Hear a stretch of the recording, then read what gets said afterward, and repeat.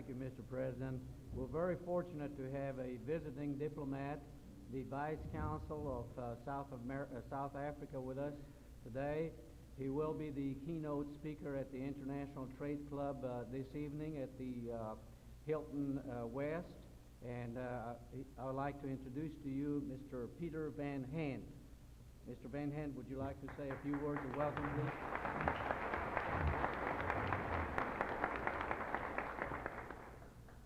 Thank you very much.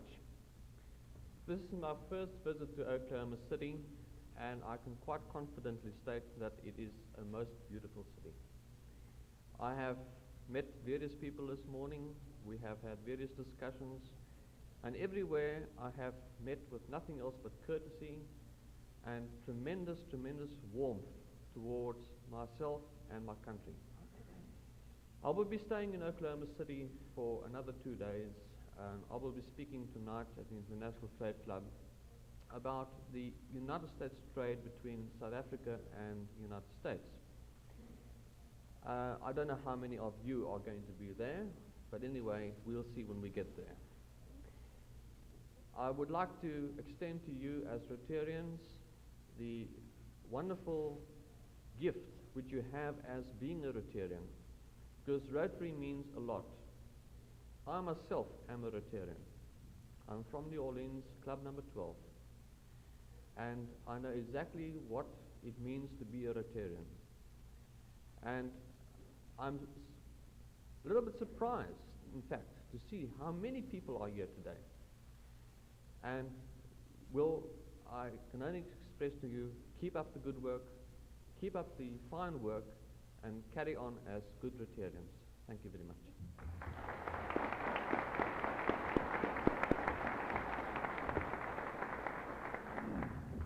Thank you, sir. We're very happy to have you with us. We want to give a special recognition to one of our own members who has been in the news this past week, Joe Shackford, or I should say Dr. Joe Shackford, who was honored this past week by Oklahoma City University and St. Luke's United Methodist Church. OCU conferred upon Reverend Shackford the honorary degree of Humane Letters at a special ceremony last Friday, St. Luke's. So Dr. Joe, please rise and let us give you the Rotary 29 salute.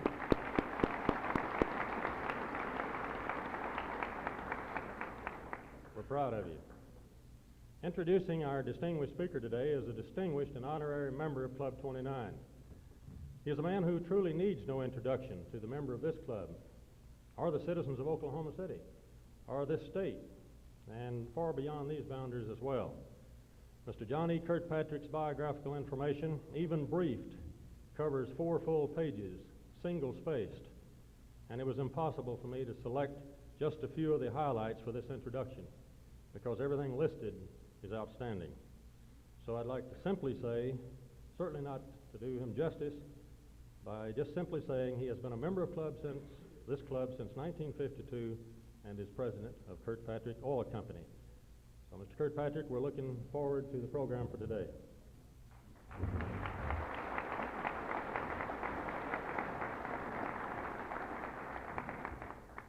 Thank you, Ed. In Baltimore, the newspaper had a typical headline that says, Baltimore boy makes good. And whenever we'd get the Baltimore paper, we'd look, and that I thought is one of the most wonderful things to the paper I've ever seen, is a consistent little headlines there. And Tom, you remember that well. Oklahoma is proud of many of her sons, those with an undescribable something that down in their hearts and makes them great in the eyes of those who know them well. Tom Stafford has the qualities that make us all proud of him. He is respected and admired in his own hometown, especially by the youngsters there who can consider his greatness as well as his personal character. Tom's biography that was submitted to me is quite extensive. I believe, though, that he is in a different location from where this was repaired, which was in Houston, Texas, and that as a local boy who has made good, we have kept our eyes on him, and we don't want to let him get out of line at any time. And we feel that we know him well.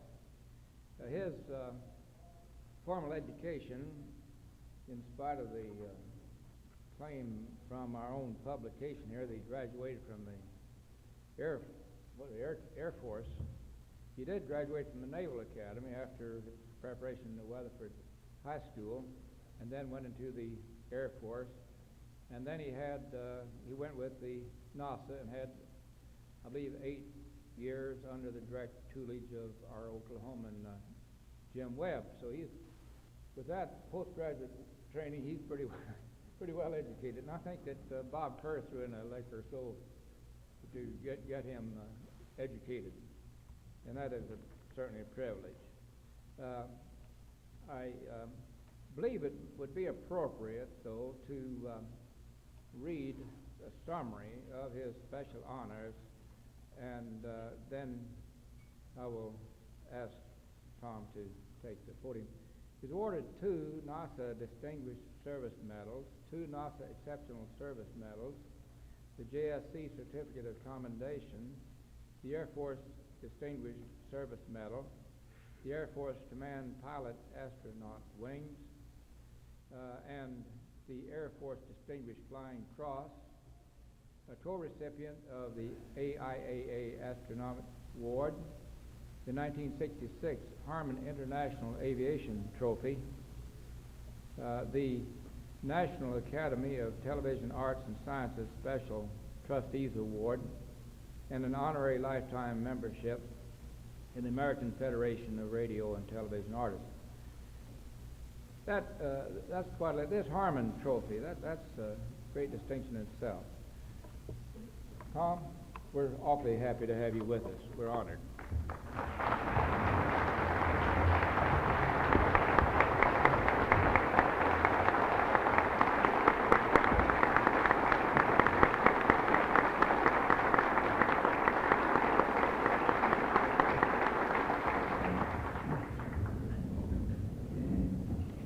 Thank you, Admiral Kirkpatrick, President Stanley, Mayor Ladding, General Randolph, members of the Downtown Rotary Club, and guests. It's indeed a great pleasure for me to return to Oklahoma City and visit with the members of the Downtown Rotary Club. As many of you know, Oklahoma City is nearly a second home for me. I remember as a small boy, the largest body of water I've ever had my eyes upon was Lake Overhoster out here, and I thought that was really something. But throughout the years, I spent a lot of time in Oklahoma City. In fact, when my wife worked here, she was a member of the St. Luke's Methodist Church for several years before we got married. But it's always great to be back here and also to acknowledge what Oklahoma has done with the space program, starting with the great leadership of Jim Webb, support of Senator Kerr, the entire Oklahoma delegation over the years. I think it's also somewhat significant that with Oklahoma having just approximately a little over 1% of the population, has supplied nearly 12% of the astronauts who have flown in space. So I guess that says Oklahoma is a ratio of 10 to 1 over the other states right now.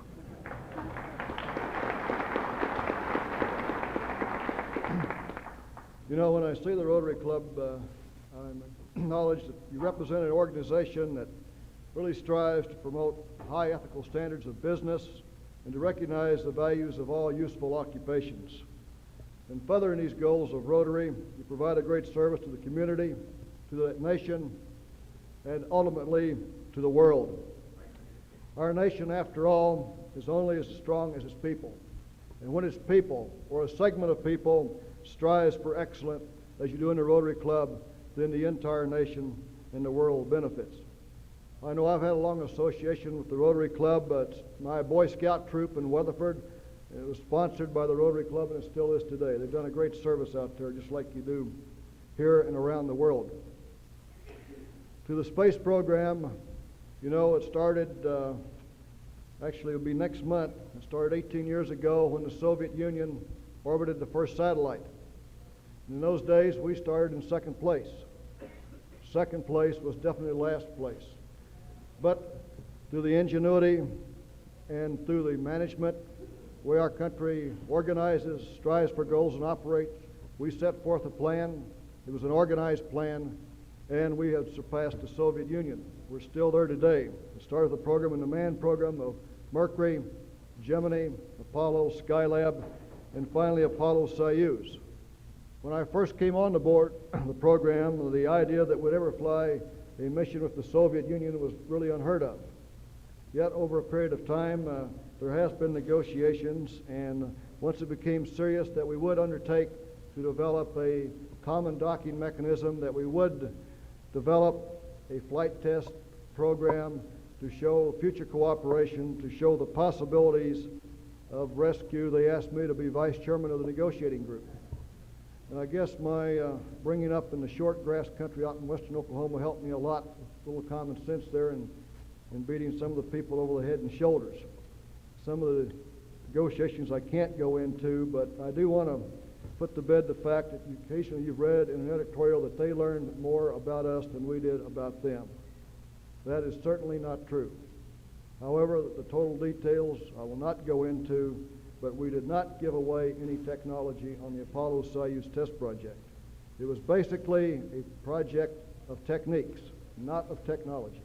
The docking mechanism was designed 50% by each country, and we told them we'll meet you with an interface, and with a certain trajectory we'll meet you. Again, our program, as you know, is open to the United States and really to the world. There was nearly 1 million people that saw my crew lift off down at Cape Kennedy. We have 1 million visitors a year in Houston at the control center. Yet we still do not give away technology, and there's a great distinction there.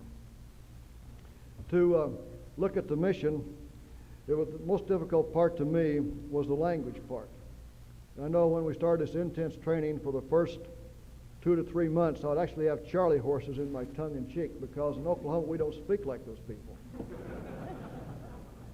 However, overcame that, and I think we did leave a little bit of Oklahoman influence in the total effort. I know after a period of time working with my colleague, Alexei Leonov, he told the people in Soviet television that originally all he could speak was Russian, but now he could speak 3 languages. He could speak Russian, he could speak American, and he could speak Oklahoman. And to follow on that a little bit, after the 2 days we were docked, and after the most critical parts of the mission were over and we were about ready to separate for the last time, we had a break, and I had some country and western music played into Russian by Conway Twitty. And his accent's worse than mine, believe me. But I wanted to thank the crew for meeting the goals that they would strive for, and also the people in the control center in Moscow. So I played this little cassette of Hello Darling in Russian by Conway Twitty, and about 500 million people in the world heard that Oklahoma song there. So they're well aware of Oklahoma and what we've done here.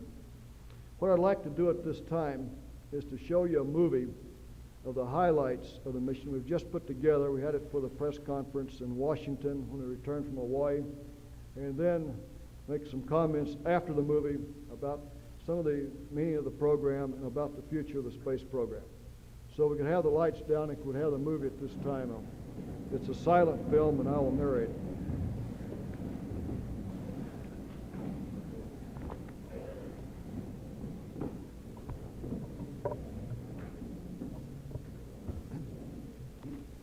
Shows a live television of the Russian launch. Again, we negotiated this. This is the first time that they've ever shown this to the people. We also made them announce their crew 2 years in advance. At this time, I was still asleep down at Cape Kennedy. I told them if they didn't make it, wake me up. If it's okay, just let me sleep. And I woke up about an hour and a half after this, and we started our countdown that went flawlessly. We were concerned about the weather, but that cleared up in good shape for us. But the way that both countries worked together on this to meet the goals that was outlined by the negotiations group, I thought was very good. Approximately 2 hours and 40 minutes before launch, I'm leading my crew out to the transfer van will go to the pad. It's Dick Slayton, Vance Brand. We had a good ride to the pad. Now, over on the right, you will see Jim Fletcher, the head of NASA now, and also the Soviet ambassador Dobrynin. Simultaneously, at the Soviet launch site, we had the American ambassador, Stossel. In fact, his wife were there, and they talked to the crew about 3 hours before they launched. And when I told them I'd refuse to fly the mission unless I saw the launch site, that opened that whole area up a lot. Here's ignition sequence, and about 3 seconds, and it starts a very slow liftoff. But once it starts to rumble, you know you have a real tiger by the tail there. And we had a beautiful day finally. We weren't plagued with thunderstorms. That was the last Apollo that will fly, and it's the end of an era. The future we'll have is the space shuttle, but unfortunately that won't fly for approximately 5 years. Here it shows we're pulling over 4.5 Gs now, going out over the Atlantic Ocean. When the first stage finally shuts off, there it shuts off, you really feel it go from 4 Gs to 0 G with a bang, and it rocks back and forth.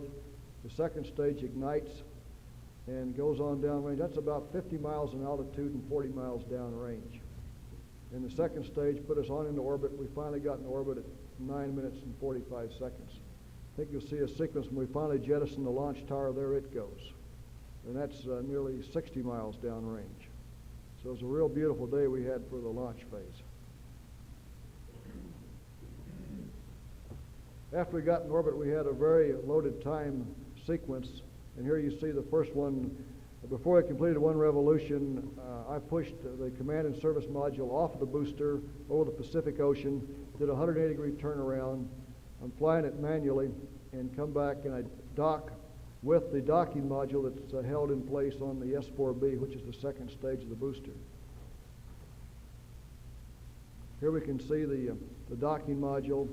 This part of it, we used our old mechanism like we used on our lunar probes. In fact, the docking module sets right where the lunar module set, and the only difference between this and my lunar mission is we have a docking module instead of a lunar module in there. We go in and dock to pick it up. This module also served as an airlock when we had increased the pressure from 5 pounds per square inch up to 10. Here's the docking target that I used, and I had a reticle similar to a gun sight in my window. Here, in this case, I throw another sequence of switches, and we explode the docking module away from that second stage, and eventually we jettison the second stage into the Indian Ocean. But the docking module, and the new mechanism, that's a common mechanism now, is on the far end. You can see one of the pedals of it.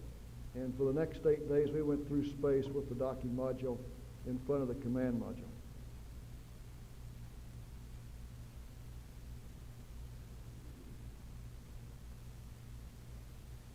That's a good picture of space. The sky there in daylight, it's a pure jet black. Here's the sequence, the final sequence of rendezvous. I'm coming up, I'm flying it manually, coming up below the Soyuz. It's in the 140 nautical mile circular orbit. I'm doing the braking sequence manually. Due to the frame rate I had on my camera, the way that Soyuz is going is actually a little faster than it happened in real time. I finally came to a complete stop behind it as planned. We fly around the Soyuz and then eventually dock. Now the cosmonauts launch in a little bell-shaped area that's in the center of that spacecraft. The round ball out in front's where they live in orbit, and the circular can at the back is their instrument unit, which contains electricity and propulsion. This is kind of a unique sequence. When I flew around the side, you can see the moon right in front of their docking mechanism during the daytime.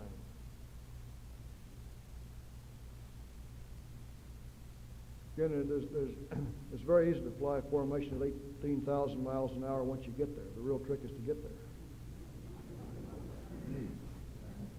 In this sequence, I'm up on top of Soyuz as planned, pitching down at the Earth. And again, we're over the Atlantic Ocean now, coming up to the coast of Spain. This is just slightly faster than in real life, but again, you can see how fast that Earth moves down below you. And this is one of the lowest orbits we've flown. In fact, this is the lowest orbit we've flown for a manned mission. We wanted the Soviets up higher to give us more flexibility in our phasing maneuvers in case we had a problem. However, that was all the payload they could get, was just to get up to about 140 miles, statute miles. But there's no doubt you're moving. When you pitch straight down and look at the Earth like that, there's no doubt you're really moving. And it's so you have to kind of make that. You have to fly a formation on Soyuz like that and put that high speed out of your mind, you know. Here I'm coming in for the final docking. You can see their docking mechanism is identical to ours.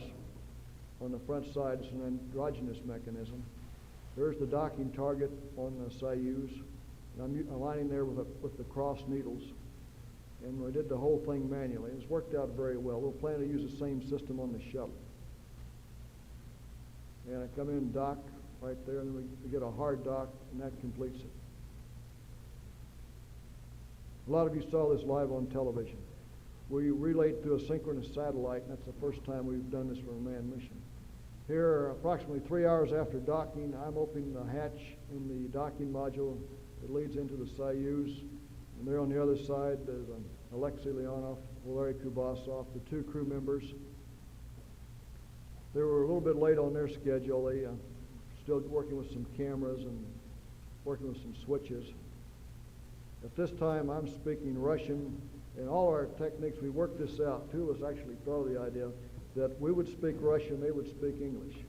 Because when you speak in a foreign language, you speak slower and you speak distinctly. There's the first handshake in space, a historic event. There, Alexei now shakes Deke's hand. Back shakes hands with me again, and I think in just a second he'll come up and give Deke a big bear hug, as their custom is.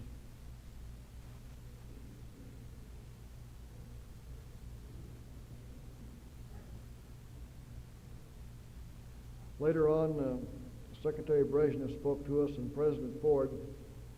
We just got a call on this. Here I'm going down into the Soyuz now. I float down there and get set up to sign the international documents, talk to the heads of state. But I didn't know that President Ford was going to ask any questions. And turned out I had to be the interpreter. And so I was really scrambling like the left-handed paper hanger there to translate President Ford's questions and my Russian knowledge into Russian. Here's the sign of the certificate of the first international docking in space. I'm signing it. Deke's taking on the right, taking some pictures. Alexei is now signing there after me, and then Valery's on the left.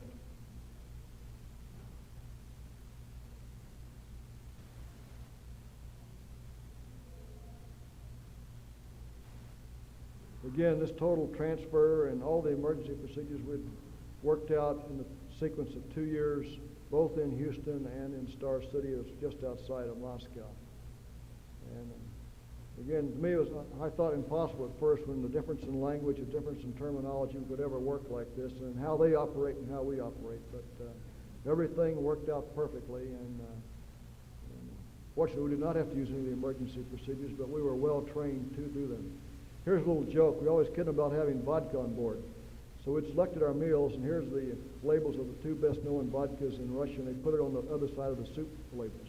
So there's Russian borscht, but they have vodka labels on it.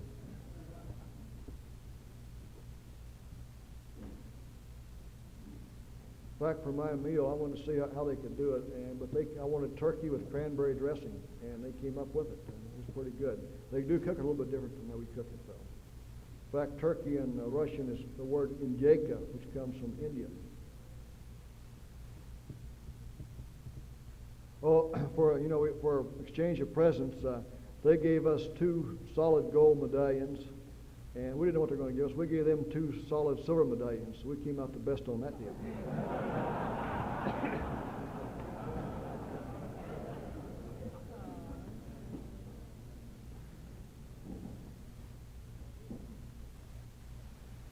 Just a little demonstration of zero G. Alexei's releasing these little models he had of the Apollo Soyuz together, and they just slowly float up. And later we'll have those mounted on some tie clips.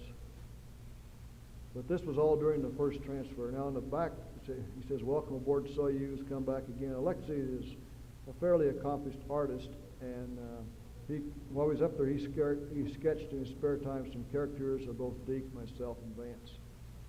This is the following day. Again, a lot of you saw this. This is in the transfer. I've taken Vance over to the orbital module, and I'm bringing Valery back. Deke's down ready to receive him. And here's Valery coming down from the docking module. I'm still up in the docking module going through some of my procedures and techniques.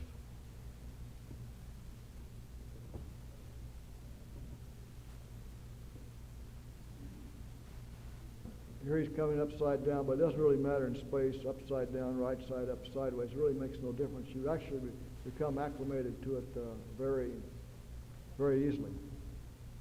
One thing you might notice when you see the next shot of Alexi's face and my face that's unique about space, when you first go into orbit and for the next 4 or 5 days, there's a phenomenon occurs called fluid shift.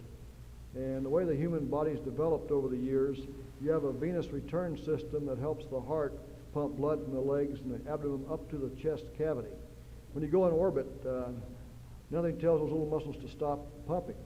So right away, your face and your neck and the whole upper extremities become fleshed. We took measurements, and we lose about nearly a quart of fluid out of your legs, on each leg, which is a lot. And it finally settled out later on. Here I'm going through a tour of the command module, and I'm speaking in Russian, just going and telling what the attitude indicator is and some of the gauges. In this sequence, Lexi and I are putting together the two plaques. The Soviet Union made one. We made one to a specification. This will go into part of our National Archives, and for their part, to Vance is over doing the same thing in the orbital module with Valeri, and that will go into their Museum of History. Made out of aluminum, and it fit together very well. Here we're signing the documents in our spacecraft, and again, these documents will go into the National Archives.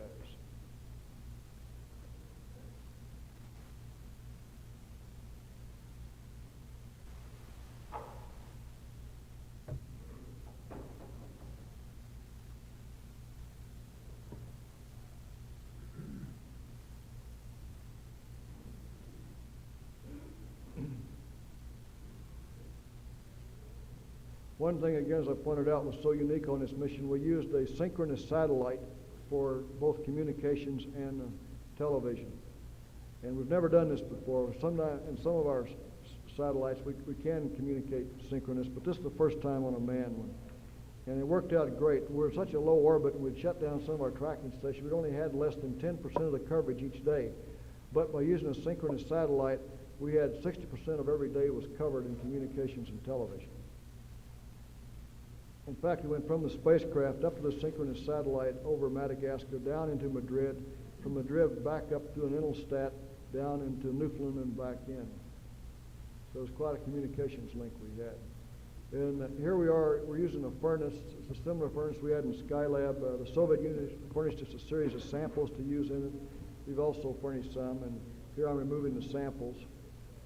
And part of them will go for scientific determination, and after that, then there'll be some commemorative medallions for the museums of both countries made from this.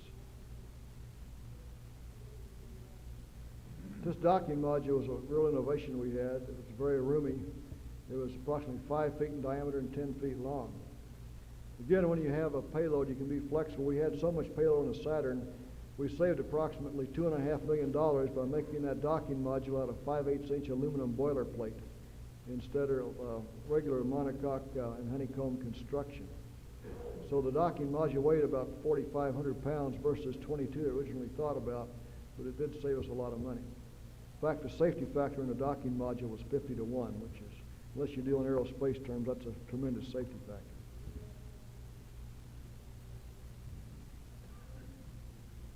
This is a sequence, and after 2 days we undock and we do a series of experiments with the Soyuz. It's a joint experiment. They placed very sensitive angular reflectors on Soyuz. We had a transmitter that had a calibrated ultraviolet transmission, and at nighttime we would ping off Soyuz, and from this determine the molecules in the upper atmosphere of both oxygen and nitrogen. Later on, we also had a very sensitive experiment conducted jointly to determine the amount of aerosols in the upper atmosphere. As you know, there's a concern about the amount of freon that has got to the upper atmosphere from spray cans, from air conditioning, and the great use of freon. Well, we think we have this fairly well calibrated from the experiments we carried out on our mission. However, it'll be about 6 months before all the data is reduced. In this sequence, we're station keeping on Soyuz, and as you look at it, you think Soyuz is pitching around. Well, actually, Soyuz is stationary, and we're rolling Apollo. And if you look up on the docking module, you see the way the sun angle changed. That's what gives you see how the sun is changing on the docking module. So actually, we're rolling. And we roll to this position to, again, get the angle for the synchronous satellite so we can have communications. Again, that's a very good, there's the moon way down in the center lower part of the picture. And again, a very good picture there of what space is like. It's just pure black out there in daytime. Here we're stopping the roll, and again, station keeping on Soyuz about 110, 120 feet out. Here we're in lots closer to Soyuz. Again, you can get a good picture of their instrument unit in the back, the descent vehicle where they launch and recover in, and then the front part is that ball called the orbital module. The orbital module out in front is approximately 8 feet in diameter.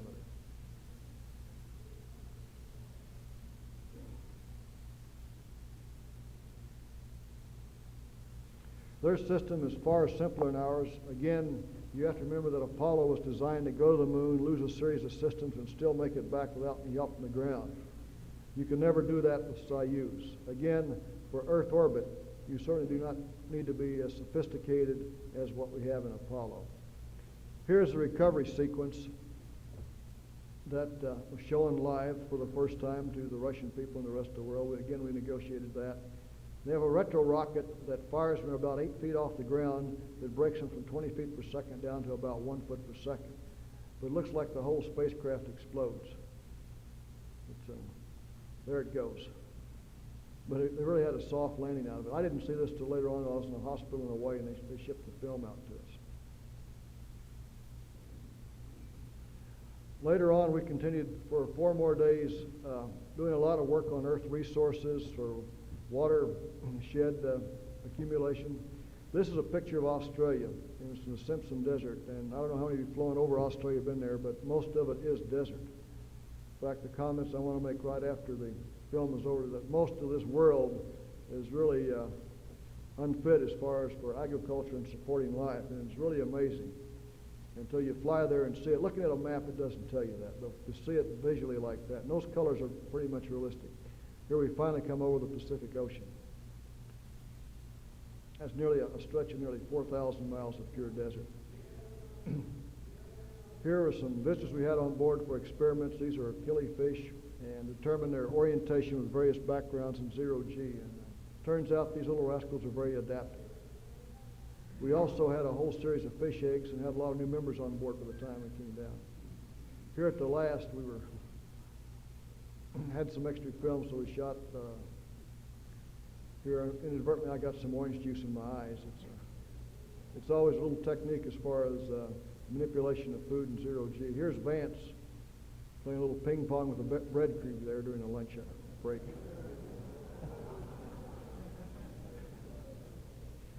This is the entry sequence after retro fire, and it's always fantastic to experience that. In all 4 of my missions, I think one of the most spectacular part besides the launch phase is the entry phase. And even though this is bright, I guess the one thing that's more fantastic was when I came back from the moon on Apollo 10, we hit the atmosphere at night. And we left a fireball about 30 miles long across the Pacific. Here in daytime, it wasn't near as much. Here's one of the most beautiful sights of all time when you fly. That's when the parachutes come out. Because they don't come out, it's a real bad day. In the future, in the shuttle, we will land with wings, fortunately, and not have to depend on parachutes. But also, it was at this time when the drogue chutes came out that we got a real slug of nitrogen tetroxide. It's a derivative of fuming nitric acid in the spacecraft. And while the rest of the world didn't know about it, even recovery forces, we were in there with it. And we hit down like a ton of bricks, pulled between 8 and 10 Gs, positive, and then flipped inverted with about a negative 6 G pulse, and then we were trapped there. We really hit down like a ton of bricks. And unfortunately, we had a communications malfunction while we were falling from 65,000 feet down to that splashdown. And later, when we were upright, we never had any communications with the world. Even when we were being hoisted on board the carrier, we had no communications with them. So right there, we're scrambling like mad upside down. I got out the oxygen mask real fast, and that kind of saved the day. Here we finally come upright, and we then open the hatch and diffuses a lot of the fumes that were in there. Now, I was amazed how calm the ocean was to how hard we hit. And again, if any of you made a parachute jump, you know each parachute jump is different in how you land. The Navy did an outstanding job for us in recovery, and we were on board the ship in about 35 minutes from the time we splashed down. Had we not flipped inverted, we would have been on board even closer than that.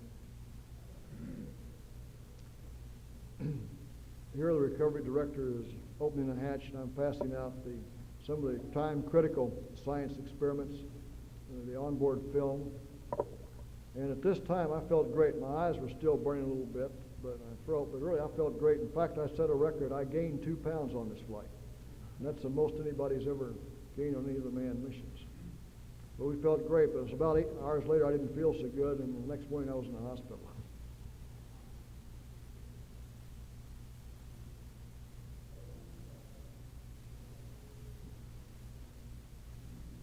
It's always a great sight when you come back, at least what we've done in the whole series of manned flights so far, to have that Navy waiting for you, and they've always been right on the spot. But the crew felt real great there. But that's the end of an era. That's the last time you'll ever see our spacecraft come down on a parachute for a landing. The next time it'll be like an airplane, and we'll land at Edwards Air Force Base. So say after 9 days and 3 million miles, we're really happy to be back, but that last 20,000 feet was rough. Could we have the lights on?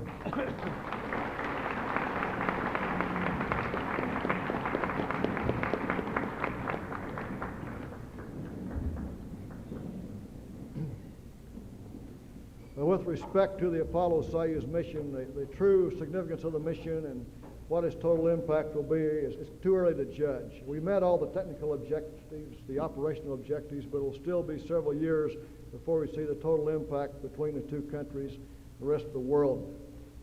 One thing that was so significant to me was the fact that this mission, we flew in the lowest orbit we've ever flown before, and also in the inclination, we've flown further north and south than we ever have before in any of our manned missions.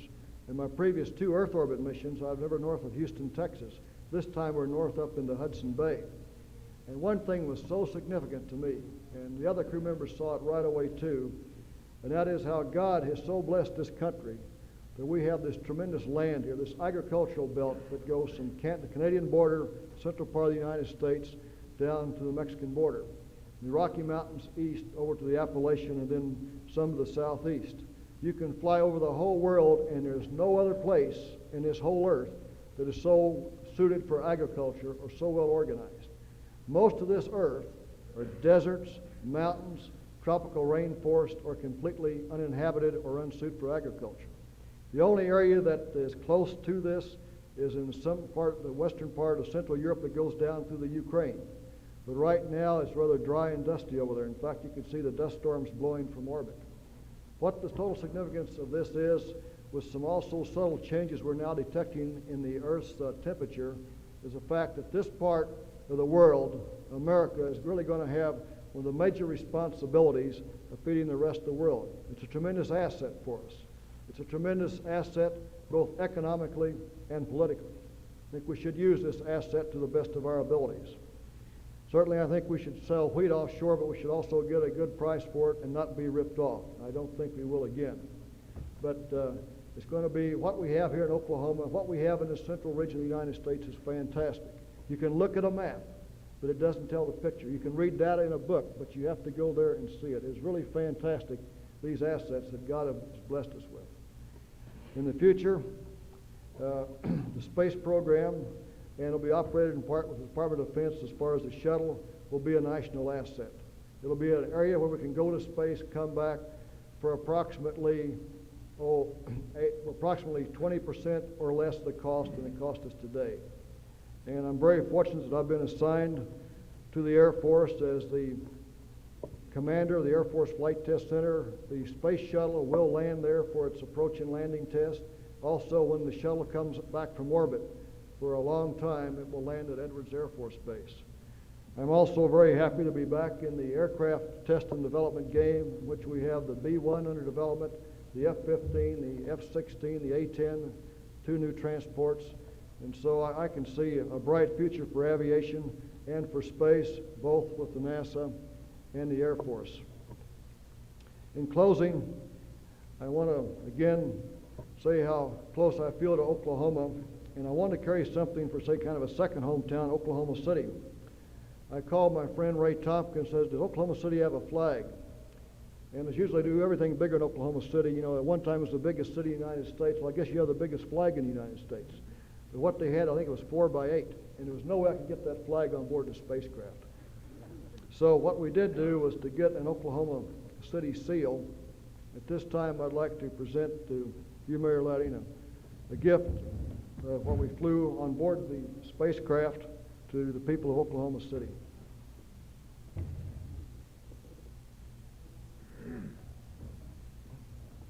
Here's the seal of Oklahoma City. This seal was flown on the first International Space Mission, Apollo Soyuz, July 15, 24, 1975, attached. Presented to the citizens of Oklahoma City with my very best wishes, General Tom Stafford.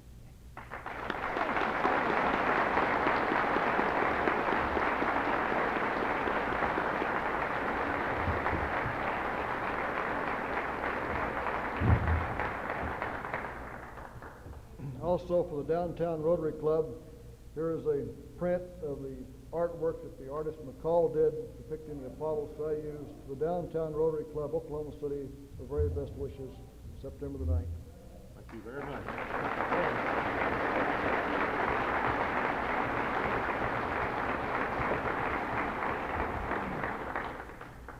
In closing, the Apollo Soyuz mission, it was the end of an era, but also it's the beginning of another one. I'm sure it's going to be a bright era for our country. I'm glad I've had the privilege of representing Oklahoma in the Air Force on the manned space flight mission, and I'll still keep very close to it. Thank you.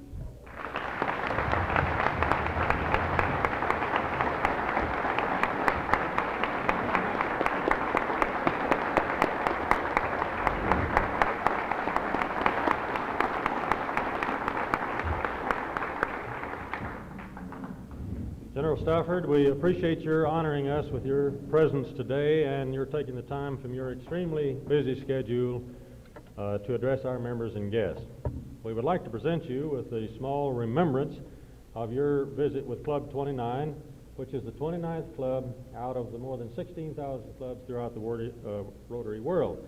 It happens to be a pointer. And we hope that it just might, in your new assignment, point the way to some new planet or something, and that's the role we want to play in it. We're proud of you. Oklahoma's proud of you. The world is proud of you. Let's give him another round of applause.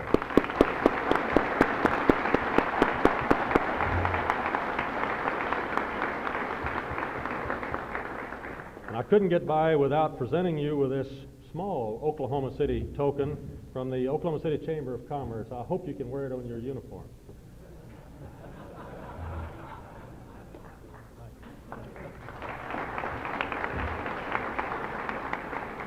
Mayor Lighting, we are very happy you could be with us, and we have a very small package here, but it has a surprise in it. It happens to be a Rotary bookmarker. We'd like for you to have that. Fine. And Councilman Balkin and Gilbert, we're glad you could be with us today. To all of our guests and visiting Rotarians, we invite you back anytime. The program next week is Mr. Von Creel, Chief Legal Aid to Governor Boren. We are adjourned.